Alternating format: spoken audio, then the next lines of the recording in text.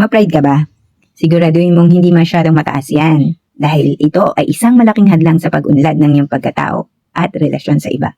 Ang pagiging ma-pride ay isa sa 7 deadly sins. At ang pagiging ma-pride ay nagiging dahilan or sanhi ng pagiging bulag sa iyong sariling mga kamalian at hindi pagtanggap sa opinyon ng iba. Ito ay maaaring humantong sa pagiging mayabang at nagiging bulag at bingi tayo sa ating sariling kakulangan.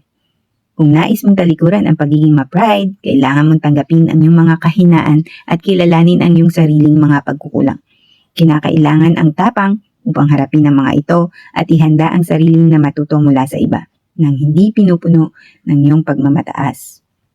Sa pamamagitan ng pagpapakumbaba, magkakaroon ka ng tunay na ugnayan sa iyong kapwa na magiging dahilan ng pag-unlad at pagpapabuti sa iyong sariling moral na integridad. Maaaring mahirap sa una, pero kailangan lang nating buksan ang ating mga puso at maging handa sa pagbabago.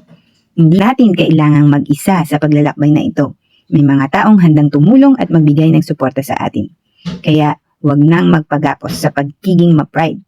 Dahil sa huli, sa pamamagitan ng pagpapakumbaba, makakamtan natin ang tunay na kaligayahan at kapayapaan sa puso natin at sa mga ugnayan natin sa ating paligid.